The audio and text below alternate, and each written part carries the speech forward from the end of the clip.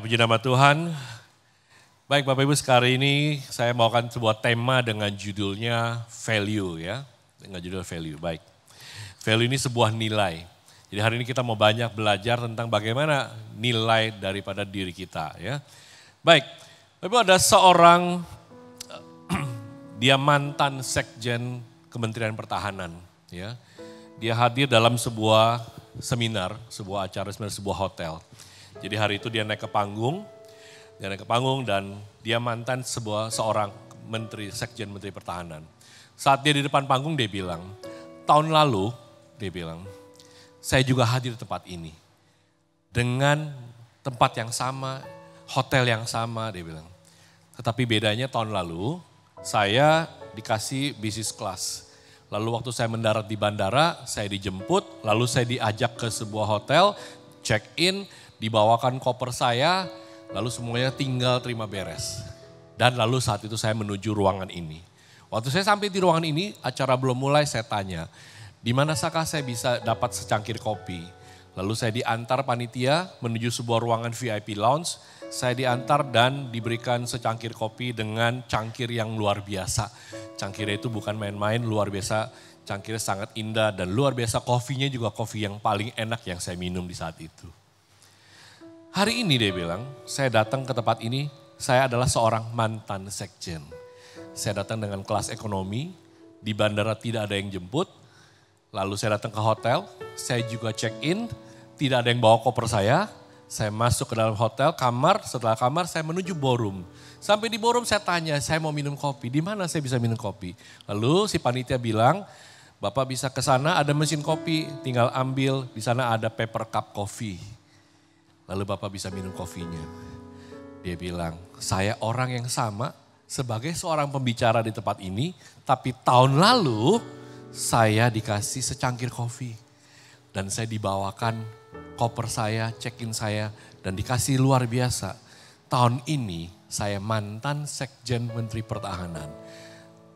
Saya hanya mendapat segelas kopi lewat paper cup coffee. Dan saya harus ambil sendiri kopinya dan harus saya bawa sendiri ke panggung di saat ini, dia bilang. Apa pesan dia bilang? Saya dihargai ketika saya masih menjabat. Tapi saya tidak dihargai value-nya saya waktu saya sudah tidak menjabat lagi. Bapak Ibu, ada kejadian memang terjadi di Indonesia belum lama. Begitu banyak atlet yang sudah sepak bola, mereka punya jasa buat bangsa Indonesia, mereka golin. Lalu mereka hadir dalam sebuah pertandingan sepak bola di Indonesia, mereka masuk ke dalam GBK dengan ya, berdesak-desakan dengan orang biasa. Tapi 5 tahun lalu mereka naik ke panggung, dikasih bunga, dikasih segala-galanya, punya karpet merah, duduknya di VIP. Tapi 5 tahun kemudian pada saat tahun ini mereka datang, mereka harus berdesak-desakan dan duduknya di tribun. Tapi atlet-atlet ada, artis-artis yang lain, ya influencer, mereka ada di VIP. Pertanyaannya kenapa? Karena value-nya manusia, menilai manusia lainnya berdasarkan apa? Ketika kita punya jabatan, ketika kita punya kekayaan, ketika kita punya posisi, ketika kita jadi orang yang berpengaruh, maka ada karpet merah. Tapi waktu Bapak Ibu dan saya biasa-biasa saja, karpet merahnya udah gak ada lagi. Jadi hari ini Bapak Ibu kita bicara value, bicara nilai. Jangan pernah bermegah ketika Bapak Ibu kaya. Jangan pernah bermegah ketika Bapak Ibu juga punya jabatan. Karena orang menghargai Bapak Ibu dan saya karena ada dalam posisi itu. Kita bahkan bukan lagi dapat segelas cangkir mewah, tapi kita sebenarnya dinilai orang seperti paper cup. Saudara, dalam cerita Alkitab, ya, kita tahu seorang Daud. Sama halnya, ayahnya Daud saja tidak pernah berpikir Daud itu menjadi sebuah value yang dilihat oleh Tuhan. Waktu Samuel berpikir anak pertama dari Isai, wah luar biasa, tinggi, ganteng, megagah dan luar biasa. Ini orang yang harus diurapi. Tapi Tuhan bilang, bukan. Yang kedua, bukan. Yang ketiga, bukan. Sampai yang keenam juga bukan. Sampai 1 Samuel 16 berkata, lalu Samuel berkata kepada Isai, inikah anak-anakmu semua? Jawabnya masih tinggal 1, tapi lagi mengembalakan kambing domba. Ya, lalu berfirmanlah Tuhan kepada Samuel, bangkitlah, urapilah dia, sebab inilah dia. Jadi Daud di mata ayahnya saja, value-nya mungkin Daud seperti orang yang masih anak-anak kecil, ya masih cuma urusannya menggembalakan. Belum dilihat, ya. Waktu dia berperang lawan juga Goliat, ya. Saul berkata kepada Daud sama, ya. Tidak mungkin engkau dapat menghadapi orang Filistin itu untuk melawan dia, sebab engkau masih muda. Sebab dia dari masa mudanya telah menjadi prajurit. Nah Bapak Ibu, di sebuah gereja di Singapura saya ketemu dengan seorang hamba Tuhan luar biasa. Gerejanya ini anak-anak yang melayani, Bapak Ibu asal tahu, umurnya berapa? 11 tahun. Ini kebaktian umum ya. 11 tahun, 13 tahun, 15 tahun. Nah salah satu kesaksian dari seorang hamba Tuhan dia cerita begini. Ada anak umur 11 tahun, dia inisiatifnya mau melayani. Tetapi banyak pengurus yang tidak melihat seorang anak 11 tahun bisa ikut melayani dalam sebuah ibadah. Jadi belum dipandang. Tapi one day hamba Tuhan yang ngelihat seorang anak ini dan gereja ini sungguh luar biasa. Waktu anak ini dikasih tahu mau melayani di bidang apa, anak ini ahli fotografi Bapak Ibu. Jadi dia suka foto. Lalu akhirnya dibina lebih dalam lagi, akhirnya dia menjadi seorang ahli fotografer yang luar biasa. Ya, umur 11 tahun. Dan waktu Bapak Ibu dia punya kesaksian. Waktu dipanggil ditanya dia. Waktu Anda melayani sebagai fotografer, umur Anda 11 tahun. Apa sih yang membuat Anda ingin melayani? Dia bilang, waktu saya foto, jemaat lagi menangis. Waktu saya foto, jemaat lagi kayak sedih. Waktu saya foto, jemaat saya ngerasa lagi bersuka cita memuji nama Tuhan. Saya merasa diberkati lewat foto itu. Dan akhirnya satu gereja merasa seorang anak 11 tahun yang tidak dipandang orang, dia menjadi orang yang luar biasa. Ya, menjadi seorang fotografer waktu dia bertumbuh menjadi seorang yang luar biasa. Dan inilah kita Bapak Ibu kadang-kadang. Kita kadang-kadang merasa kita ini bisa segala-galanya, kita hebat. Ya, tapi manusia memandang kita seperti Daud. Ya, waktu Bapak Ibu mau melayani sama di tempat ini misalnya. Mungkin kadang-kadang kita merasa kok kita nggak dihargai ya. Kok kita nggak pernah ada ditegur. Ya, karena yang paling penting Bapak Ibu, bukan dihargai manusia. Karena manusia menghargai manusia ketika apa? Yang tadi saya bilang, Bapak Ibu punya jabatan, punya kekayaan. Tapi Tuhan melihatnya hati. You are seen by God. Engkau berharga di mata Tuhan. Amin. Kita ini biji matanya Tuhan. Bukan yang dilihat manusia, yang dilihat Allah. Manusia melihat apa yang di depan mata. Karena mereka melihat secara fisik. Tetapi Tuhan melihat hati. Jadi hari ini Bapak Ibu kita mau jadi seorang value anak Tuhan, orang Kristen. Jadilah value di mata Tuhan yang lebih baik dan lebih berarti. Amin. Kita berikan kemuliaan bagi nama Tuhan dulu Bapak Ibu. Jadi inilah value dasar kita. Jangan pernah mengharapkan, merasa layak dihargai orang lain. Tapi lebih baiklah kita merasa layak Tuhan menghargai kita. Karena itu jauh lebih penting. Ini dari dasar kita. Kedua, saya mau mengajar kita belajar dari seorang Ruth. Ya. Jadi Ruth ini punya nama artinya belas kasih. Dia itu perempuan Moab. Moab itu artinya benih dari Bapak. Ya. Historicalnya begini Bapak Ibu ya. Jadi Moab ini dari waktu Lot dan kedua anaknya diusir keluar, mereka lari dari Sodom dan Gomora. Mereka menuju Zoar sampai mereka menuju lagi sampai satu pegunungan yang mereka udah ngumpet di sana. Anak-anak Lot, 2 orang yang wanita, merasa mereka ingin meneruskan keturunan dari ayahnya. Jadi saat itu secara historical, anaknya yang perempuan pertama dia berhubungan dengan ayahnya Lot. Lalu mereka melahirkan seorang anak namanya Moab. Mulai dari situ. Nah, Moab ini dengan Israel atau Yahudi selalu bertentangan. Jadi makanya ada hukumnya.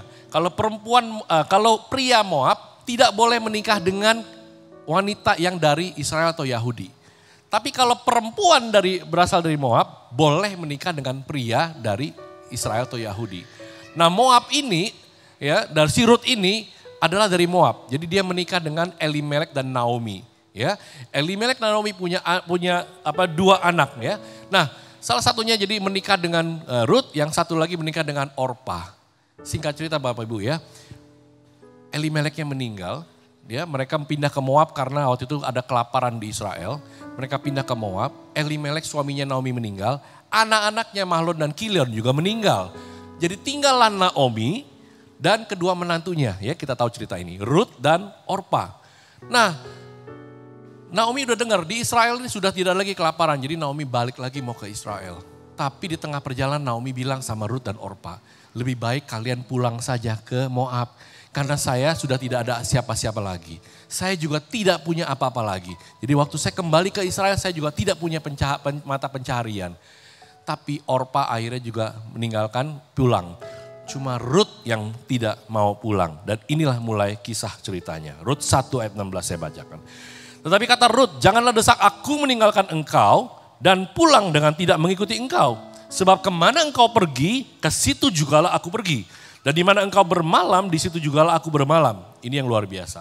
Bangsa mula bangsaku, Allah mula Allahku. Saudara, jadi dia seorang perempuan Moab yang tadinya sangat kita tahu tadi cerita historikalnya, bertentangan. Tapi saat ini kitab Ruth itu dicatat. Karena apa? Ruth mau ikut Naomi, walaupun Naomi gak punya apa-apa. Dia ikut dan dia bersedia ikut karena dia menjadi orang yang menunjukkan orang yang setia. Dia setia kepada mertuanya. Lalu dia ikut ya. Dan itu dicatat oleh firman Tuhan. Nah saudara, waktu dia ikut ya. Ceritanya balik lagi ke Israel. Ruth ini setia luar biasa. Naomi gak punya apa-apa. Kita kadang-kadang Bapak Ibu ya. Waktu Bapak Ibu punya, saya mungkin punya uang. Teman banyak. Waktu kita gak punya uang, teman menjauh. Betul? Waktu kita nggak punya apa-apa, orang lari semua, takut. Waktu kita punya sesuatu, udah kayak semut nyari gula, pasti disamperin. Tapi Naomi setianya bukan di situ. Dia setia walaupun Naominya nggak punya apa-apa. Dan inilah yang Tuhan catat. Tapi yang kedua bukan hanya setia Bapak Ibu. Ya, jadi yang kedua ini adalah Ruth ini orang yang sangat luar biasa rajin. Dia tahu Naomi nggak punya pencarian, lalu dia bilang sama Naomi, izinkanlah dia berkata, izinkanlah kiranya aku memungut dan mengumpulkan jelai. Jadi dia datang kepada pemungut-pemungut jelai itu, dia ingin ikut-ikutan ya, supaya dia bisa dapat jelai-jelai tadi jadi dapat pencariannya. Jadi dia bukan seorang yang bukan hanya setia, tapi rajin. Kenapa rajin dia? Ditulis begini ya. Izinkanlah kiranya aku memungut dan mengumpulkan jelai dari antara berkas-berkas jelai ini di belakang penyabit-penyabit. Begitulah ia datang dan terus sibuk dari pagi sampai sekarang dan seketika pun ia tidak berhenti. Waktu dia ikut nyabit Bapak Ibu, Naominya ada apa enggak? Enggak ada. Jadi dia bisa aja bilang sama Naomi, saya mau kerja dong, ikut penyabit-penyabit, saya ngumpulin jelai. Tapi begitu sampai di sana, dia mungkin duduk malas-malasan, tidur-tiduran. Enggak, dia kerja gak berhenti dari pagi sampai malam, gak stop berhenti, ditulis dalam cerita Alkitab. Dia sangat rajin, walaupun Naominya gak ada. Value kita Bapak Ibu hari ini kita mau belajar. Jadi orang Kristen, jangan kerja kalau ada bos doang. Ya, jangan rajin kalau ada bosnya. Ya, jangan hanya mau pelayanan kalau dilihat ada hamba Tuhannya, ada Pak Albert di sini. Waduh, semuanya. Tapi hari ini saya lihat luar biasa ya, saya tadi dengar cerita. Tepuk tangan buat multimedia di belakang, jam 6 pagi sudah ada di sini. Ada nggak ada Pak Albert sebagai gembala sidang, mereka ada di sini. Itulah yang harus kita lakukan. Pelayanan, ada uang nggak ada uang, ya, ada uang atau keluar uang, ya, sama juga kita melayani Tuhan. Nggak ada uang pun kita melayani Tuhan. Karena apa? Karena itulah namanya kita setia dan rajin. Kita mau melayani Tuhan, bukan karena lihat ada uangnya. Kita melayani Tuhan, bukan karena kita, wah ini ada peluang nih buat saya jualan. Ya, kita mau datang ke gereja, wah karena ada bisa potensi saya untuk bisa ketemu orang-orang. Ya, tapi hari ini kita bicara seperti seorang Ruth. Dia setia, rajin. Dia mungut jelai-jelainya walaupun Naominya gak ada. Jadi dia sangat rajin. Nah, dia saking rajinnya ada satu perhatian dari seorang namanya Boas. Pengusaha kaya ceritanya. Ya, dan Boas akhirnya menikah dengan Ruth. Dan anaknya ya namanya Obed. Obed anaknya bernama Isai. Isai anaknya bernama Daud. Jadi Ruth seorang perempuan Moab yang mungkin gak dianggap, mungkin gak diperhitungkan, mungkin hal yang tidak biasa buat orang-orang Yahudi Israel. Tapi sekarang Gara-gara dia apa? Setia dan rajin dan tulus melakukan itu semuanya. Akhirnya Tuhan memberkati dia. Dia menikah dengan Boas dan dia menghasilkan keturunan yang luar biasa. Raja Daud. Ya, dari silsilah dia yang seperti itu. Karena apa Bapak Ibu? Karena Tuhan pasti akan take care kita. Waktu Bapak Ibu, barang setia dalam perkara kecil, ia setia juga dalam perkara besar. Waktu kita dapat sesuatu dari Tuhan berkat, walaupun kecil, saudara harus setia. Walaupun sesuatu yang kita anggap mungkin tidak ada, tapi tetaplah setia ikut Tuhan. Karena setia dalam perkara kecil Tuhan akan kasih perkara besar. Dan barang siapa tidak benar dalam perkara kecil, ia tidak benar juga dalam perkara besar. Hari ini kita bicara sebuah value. Ketika kita mau jadi orang yang setia, rajin, tulus, ya di mata Tuhan dan di mata juga mungkin dalam dunia sekuler. God take care of us. Tuhan pelihara kita, orang-orang yang diligent dan faithful. Ya, ini bagian kedua. Nah, yang berikutnya Bapak Ibu, bicara tentang Zakheus.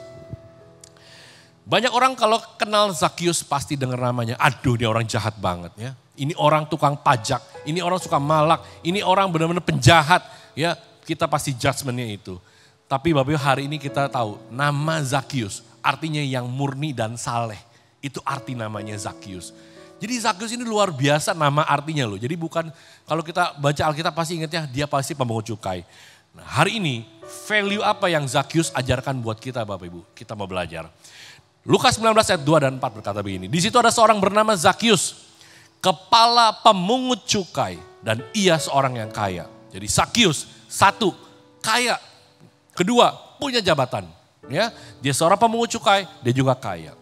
Ia berusaha untuk melihat orang apakah Yesus itu, tetapi ia tidak berhasil. Karena orang banyak, sebab badannya pendek. Saudara, Zakheus ini seorang pejabat, punya kekayaan, tapi punya kekurangan. Badannya pendek.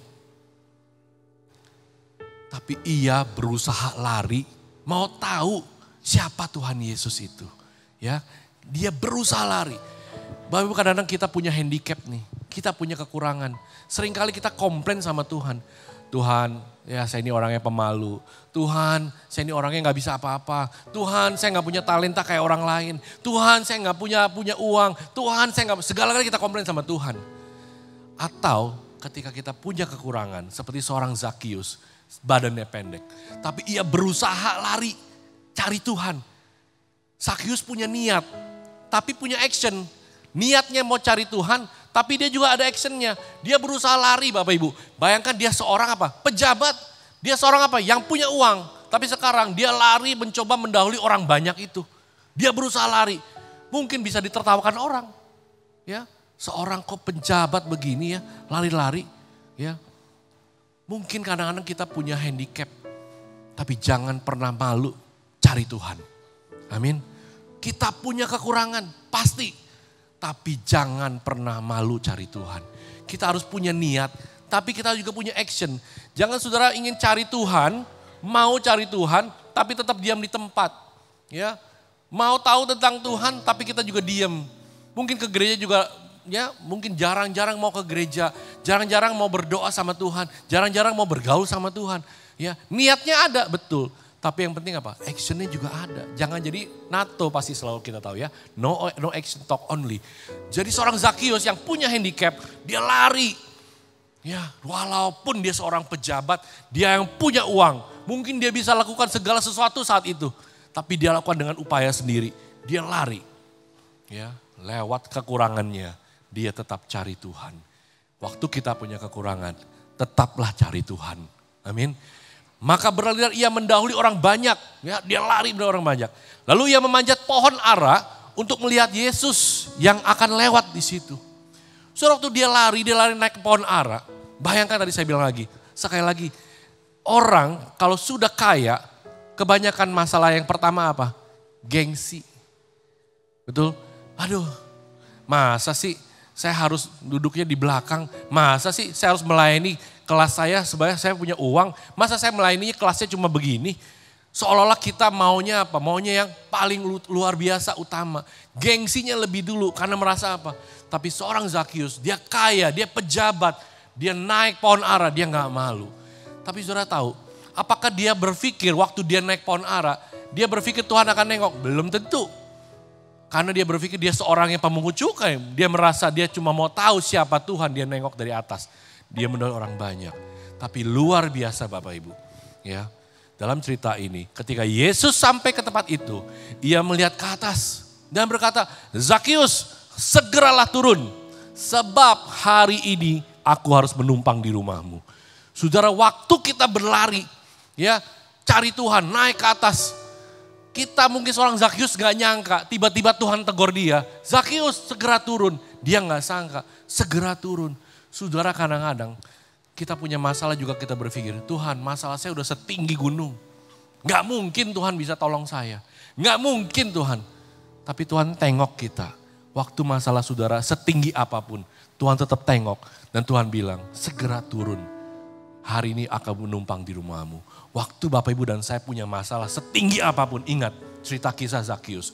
Tuhan pasti akan bring down kita. Tuhan akan menumpang di hati kita. Tuhan akan hadir bersama-sama dengan kita. Amin. Dan ini yang dilakukan oleh seorang Zakius. Dia apa? Dia segera turun dan menerima Yesus dengan sukacita. Saudara, panggilan Tuhan sama Bapak Ibu dan saya ketika kita dipanggil Tuhan. Beribadah di tempat ini, Tuhan manggil kita. Ayo beribadah di gereja JCC. Apa respon kita? Sukacitakah? Atau biasa saja? Atau kita exciting seperti kita lagi nonton Coldplay mungkin. Ada nonton Taylor Swift, nonton Blackpink. Atau kita ke gereja bukan sukacita lagi tapi diam. Duduk diam kayak nonton dengar konser. Di sini pujian sudah bersukacita, melompat-lompat. Tapi kita di tempat duduk kita hanya duduk diam. Kita gak merespon panggilan Tuhan dengan sukacita. Ya, kita belajar ketika kita datang dipanggil Tuhan beribadah tempat ini. Datanglah dengan penuh sukacita. Bersorak-sorai buat Tuhan ketika memang memuji nama Tuhan kita bersukacita. Waktu firman Tuhan disampaikan juga kita sama. Kita mau menerima responnya dengan sukacita. Bukan kita dengan tiba-tiba hanya datang sekedar kita merasa ini adalah sebuah adat istiadat. Saya memang harus datang ke gereja tiap minggu beribadah. No. Tapi waktu Zakius dia tahu Tuhan panggil dia turun dengan sukacita. Tapi masalahnya tidak selesai sampai di sini Bapak Ibu. Problemnya, tetapi semua orang yang melihat hal itu bersungut-sungut.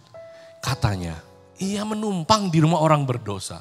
Saudara, waktu Zakius sudah dengan punya niat, dia punya usaha, dia lari cari Tuhan, dia naik lari ke atas pohon. Tuhan panggil dia sudah bersuka cita. Tiba-tiba sekarang ada orang ngomongin dia.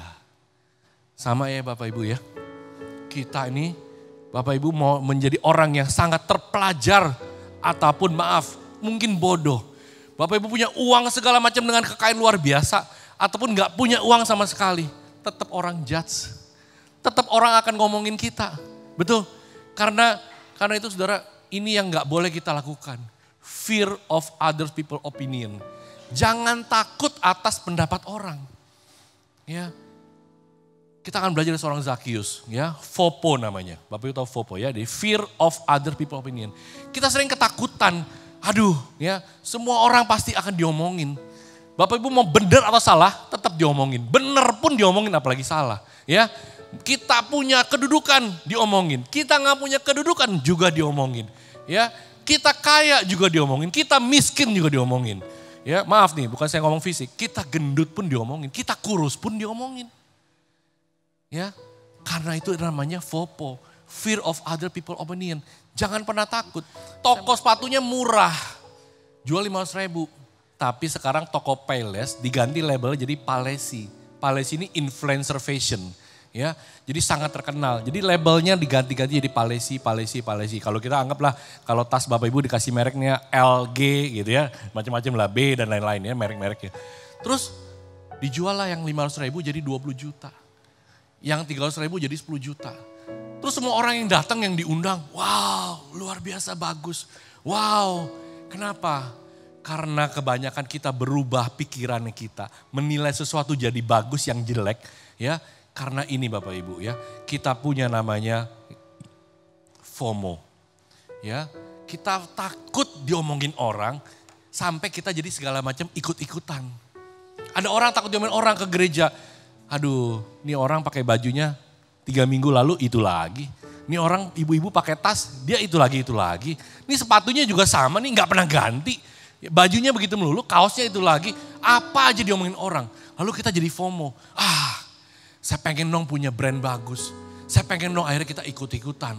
Ya, akhirnya apa? Dari nggak punya bisa beli barang berbranded. Jadi pengennya dari atas sampai bawah branded semua. Ya, terus jadinya apa? Pinjol. Pinjam duit.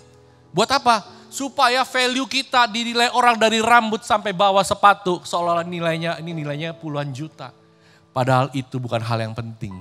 Ya, karena kita harus bersuka cita dalam segala hal, betul? Karena kalau kita FOMO, ya, kita akan terus jadi ikut-ikutan dan terus menerus kita akan nggak pernah akan habis. Karena kita merasa apa? Takut diomongin orang. Saudara, apa yang Zakius lakukan hari ini? Ya, dia tahu diomongin orang, dia nggak bilang, udahlah Tuhan, saya udah punya niat sama Tuhan, saya mau ikut Tuhan, saya cari Tuhan, saya bersuka cita. Sekarang saya diomongin orang, forget everything and run. Lalu dia lupain dah Tuhan, udah saya nggak jadi ikut Tuhan, saya nggak mau melayani Tuhan, saya pergi. Itu namanya fear ya, forget everything and run. Tapi Zakius luar biasa Bapak Ibu. Dia face everything and rise. Dia hadapi itu semuanya, ya, dan dia bangkit. Kenapa? Firman Tuhan berkata demikian di sini. Tetapi Zakius berdiri berkata kepada Tuhan, Tuhan, setengah dari milikku akan kuberikan kepada orang miskin. Dan sekiranya ada sesuatu yang kuperas dari seorang akan kukembalikan 4 kali lipat. Saudara, hari itu dia diomongin orang, ini orang gimana sih Tuhan Yesus ini ngapain dia ke rumah orang berdosa. Waktu dia diomongin orang, namanya FOMO tadi saya bilang, dia nggak mikir, dia nggak jawab orang yang ngomongin dia. Tapi yang dia jawab apa? Dia jawabnya sama Tuhan.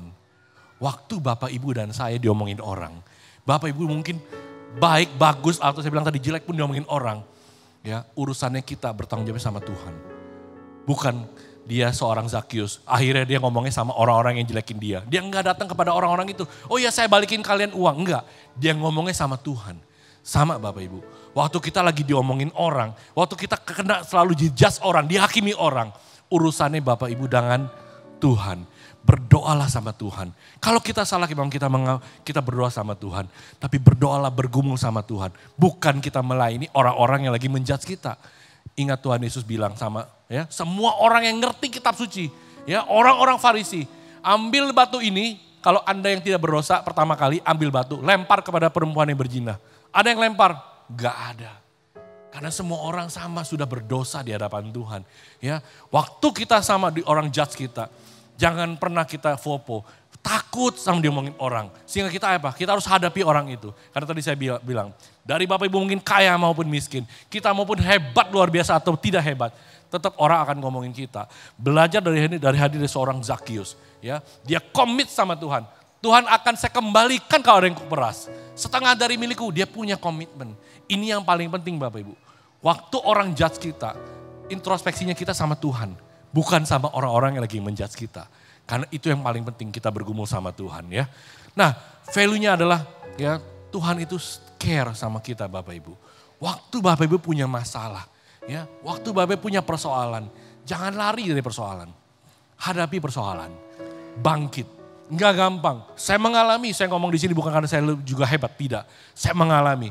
Setiap kali habis saya khotbah ini, pasti saya juga punya pengalaman dari khotbah yang saya khotbahkan gitu ya. Hari ini Bapak Ibu kita tahu Tuhan bilang, sekalipun dosamu merah seperti kirmis akan menjadi putih seperti salju. Jadi hari ini kita belajar Bapak Ibu. Waktu orang judge kita, ya, kita punya masalah, kita punya kekurangan, kita punya apapun yang mungkin kita punya lakukan, kita salah. Tapi ingat, Tuhan tetap sayang sama kita. Amin. Tuhan luar biasa sayang sama kita. Tuhan sayang sama Zakius. Ya, dia mungkin seorang yang orang anggap jahat. Tapi Tuhan bilang, hari ini aku akan menumpang di rumahmu. Waktu kita berpaling sama Tuhan, tidak menjauh dari Tuhan, kita mau menghadapi persoalan yang kita hadapi. Ingat, Tuhan akan care sama kita. Amin. Nah, seorang Daniel ini pintar luar biasa. Ditulis saya kasih garis kuning ya, saya nggak baca karena waktu. 10 kali lebih cerdas daripada semua orang berilmu dan semua ahli jampi di seluruh kerajaannya. Jadi dia orang yang sangat pintar Bapak Ibu. Tapi tetap sekali lagi, dia pintar maupun bodoh saya bilang, tetap orang akan judge dia. Waktu dia pintar 10 kali juga, tetap orang mau tangkap dia. Ya, tetap orang akan mau tangkap dia. Jadi waktu orang mau tangkap dia udah keluar suratnya. Ya, Daniel 6 saya bacakan. Demi didengar Daniel, surat perintah itu telah dibuat. Jadi surat buat nangkap dia. Pergilah ia ke rumahnya. Dalam kamar atasnya ada tingkap-tingkap yang terbuka ke arah Yerusalem. 3 kali sehari ia berlutut, berdoa serta memuji Allahnya seperti, nah ini saya garis bawahi, yang biasa dilakukannya. Saudara, waktu Daniel tahu mau ditangkap, dia punya persoalan. Tuhan gak tulis di sini. Biasanya dia 3 kali nih berdoa, sekarang 6 kali. Biasanya dia berlutut, sekarang dia mungkin tambah lagi, bukan berlutut lagi, mungkin dia tengkurap. Enggak, dia melakukan seperti yang biasa dilakukan. Saudara dan saya kalau punya masalah, ya jangan pernah makanya kalau gitu.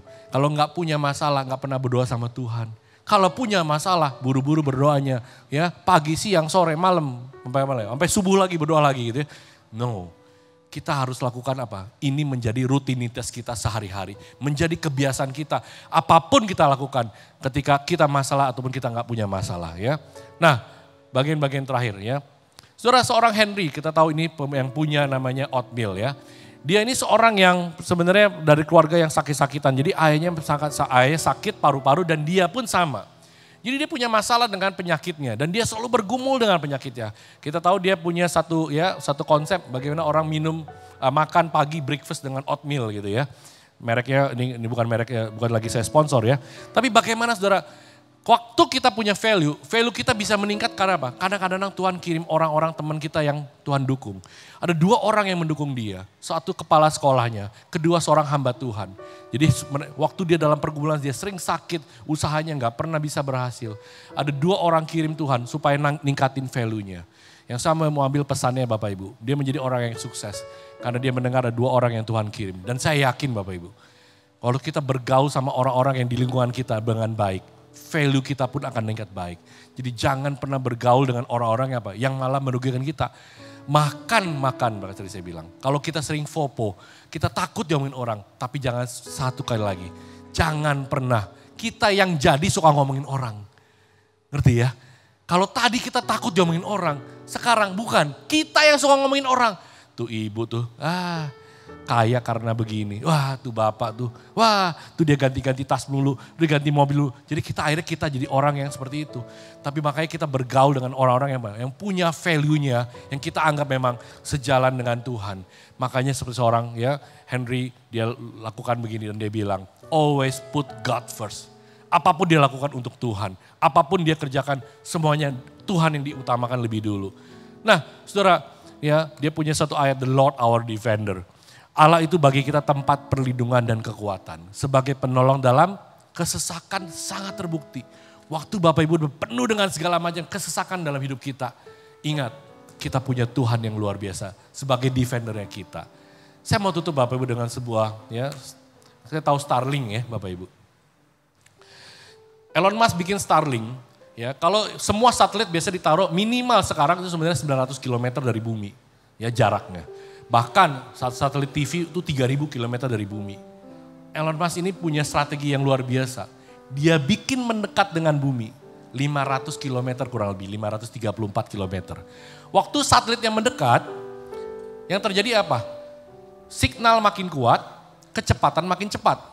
Ya, makanya kenapa jadi rame nih Starlink di mana-mana. Wah, kaitannya luar biasa, internetnya luar biasa. Karena apa? Karena dia terlalu dekat dengan bumi, 500 km sekian. Tapi yang dia harus lakukan apa? Dia harus bikin banyak, ada 3.000 satelit yang harus dia sebar di angkasa sana. Supaya apa? Supaya bisa mengelilingi bumi ini ada 3.000 satelit. Jadi dari benua Asia, Eropa, Amerika semuanya tercover. The closest, the strongest. Di bumi ini kita hanya butuh apa? Kita butuh antenanya yang kita pancarkan ke sana. Saudara, kadang-kadang kita tahu Tuhan itu ada di mana-mana, ada di hati Bapak Ibu dan saya, ada di gereja ini, ada di pekerjaan kita. Kita tahu seperti Sakius, Tuhan mau lewat. Tapi apakah kita mau mendekat sama Tuhan? Kita cari Tuhan, mendekat sama Tuhan. Karena begitu kita mendekat sama Tuhan baru kita menyadari Tuhan itu adalah penolongnya kita. Tuhan itu adalah penyelamatnya kita. Seringkali yang terjadi apa Bapak Ibu? Kita bukan seperti Zakius. Begitu kita punya handicap, kekurangan, kita marah sama Tuhan, malah kita berbalik. Enggak mau mendekat sama Tuhan, malah menjauh sama Tuhan. Ya. Tapi hari ini kita belajar dari seorang Zakius. Dia seorang yang luar biasa, pengusaha dari pejabat. Dia punya kekayaan, tapi dia terus cari Tuhan, dia mendekat sama Tuhan. Ya. Karena value-nya Bapak Ibu dan saya, yang paling penting Bapak Ibu. Dari semuanya itu, grand dari value kita. Bukan karena kita juga tadi saya bilang dihargai manusia. Tapi grand value kita adalah Bapak, Ibu, dan saya diselamatkan oleh Tuhan. Itu value yang paling bernilai dari segala-galanya dalam hidup kita. Kita berikan tepuk tangan lebih buat kemuliaan nama Tuhan. Biarlah ini menjadi satu renungan kita. Value Bapak, Ibu, dan saya ya, di mata Tuhan luar biasa. Amin. Tuhan memberkati. Mari kita bangkit berdiri Bapak, Ibu.